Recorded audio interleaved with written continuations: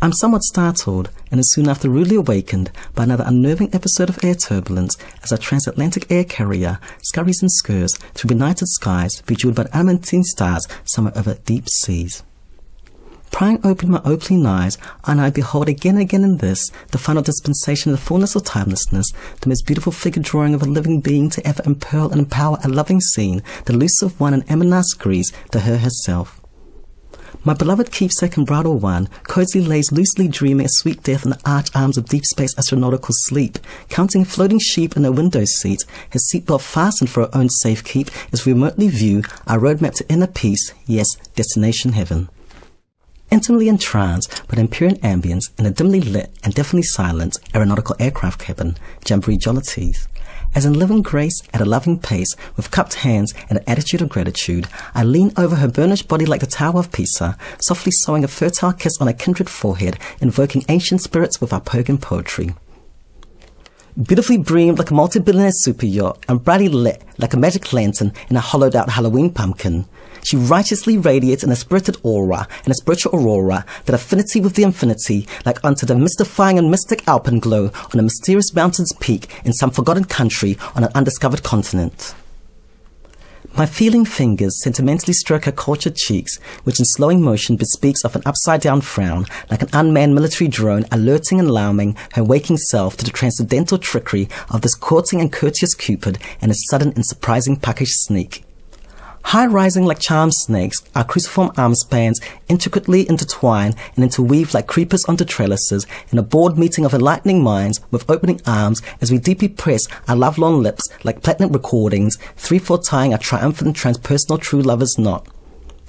Now in the paradisiacal and aphrodisiacal Edenic garden of the two living trees, Kabbalah and Tantra, with the mystica of the unique horn and a mermaiden, the greatest love story never told is now being told in a darkened fuselage, perhaps to be later retold by future generations of generational gaps. All this, and all the while, unknowing and unsuspecting sleeping passages snooze and snore like negligent night watchmen with sleep apnea. The incumbent empress and designated bearer of the golden keys of present fate and future destiny, passionate for and pleasured by the potent portent of prospective sensuous moments and its ever-proselytizing sexual momentum, deeply gasps for incoming oxygen as this emperor penguin and ritual magician grasps joyously in firm handholds of divine handiworking her blossoming and bountiful breasts, the crystal chalices and totemic pole stars of the celestial city that is her sacred hearts. Her nascent nipples sprout forth like tapioca pearls as a well-balanced bodily saucily steadily swelters towards boiling points, heating up like an electric blanket as we intuitively interlock our tepid tongues like deer antlers in prolonged friendship kissing, our salivating mouths sweetened like condensed milk. Swooping swiftly like a sybaritic succubus, selflessly seizing unto her holy moments, her capable hands medically massage the exponential growth in my lusting loins and groaning groins. My divining rod dowsing for those secret and sacred Grafenberg crop-circled spots in a heterosexual oasis hardens like raw iron being finely forged by a blacksmith's hammer. Like a frenzied feral child, bacchanalian mammalian, and belligerent barbarian, bravely besieging the Capitol citadel and totalitarian throne of her plenipotentiary powers and interplanetary prowess,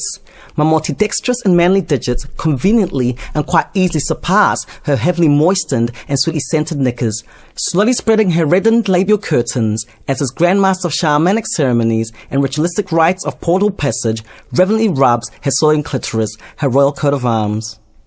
Her tensile and tensing thighs rock and roll rhythmically to and fro like a brand new rocking horse as I impulsively yet eruditely introduce my fugitive fingers into her concupiscent cunt and most sanctified deity.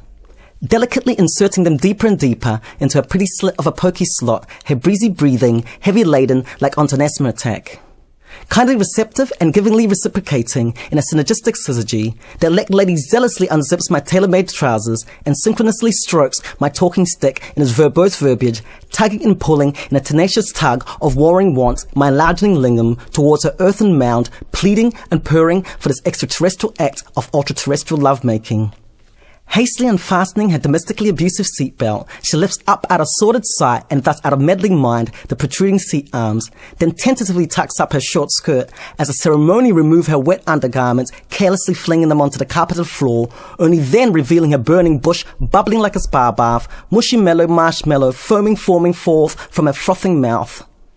Like Tetris blocks, we readily reposition our delighting and light bodies into 69 numeric turmeric as she rock climbs the higher than highest rungs of our skyladder of sidereal lovemaking, majestically mounting and naughtily nesting on my peacock tail, perching herself plump like a maddened wet hen. Forcefully foisting my gallant and galloping gift of a hobby horse onto her feasting mouth like a battering ram, and deeper still to the gilded hilt of her full-throttling throat, she slowly but surely, even selflessly, suffocates in sucking and suckling my hard candy, itself hardening like double-glazed Guy Fawkes candied apples. Like a desperate thirst-stricken dog lapping up toilet water, my tasting and testing tongue listlessly licks at a catch of a snatch and fish of the day, skillfully unlocking the labial latch to her pubic lair, only to then voraciously eat out her bounteous bounties like an Amish and Mennonite home cookery buffet restaurant. I'm a sacred bull grazing in Elysian fields. She mnemonically moans in the harmonies of the spheres, her aureate maiden laureate head bobbling buoyantly like a bamboozled buoy, surely savouring each millimetre of my heavy machinery being biohazardously operated under the intense intoxication of kundalini magic, that serpentine fire, even though spiritualizing serpents residing in our sigmoid spines. She sporadically skirts forth tantalizing and tasting hormonal secretions like gushing geysers onto my sweaty face and community chest as I religiously, albeit blasphemously, gold-rim her gaping anus whilst once more safely lodging my frolicking fingers into her vaginal vortex. Like a hovering hawk, she predatorily pounces on a pinioned prey, an Islamic fundamental pirate mate, spinning around like an antique spinning top from a random garage sale. Firmly gripping my errand's rod with fine-tuned feeling, she freely guides it into a hot sauce-saturated wishing well, her contracting cunt craving every fraction of friction, as my burning knife carves up her private parts carnally and confidently. Her tender thighs continuously convulse in sporadic epileptic fits, custom-fitting my fully fattened phallus as it thrusts in and out of her industriously and intimately like a stamina workhorse or migrant factory worker. Digging her nails into my athletic torso, she raunchily rises bourbon bull like an Olympic gymnast on artistic apparatus, freakily contorting a curvaceous figure as a human form spontaneously combusts, transmuting in light and transfiguring in love, and body, mind, and spirit in a death event and rebirth experience that is divine feminine consciousness.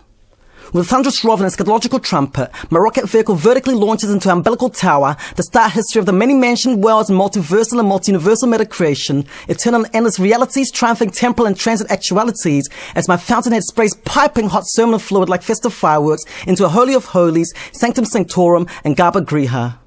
Her faulting and folding wailing walls, fructuously fortified like sacramental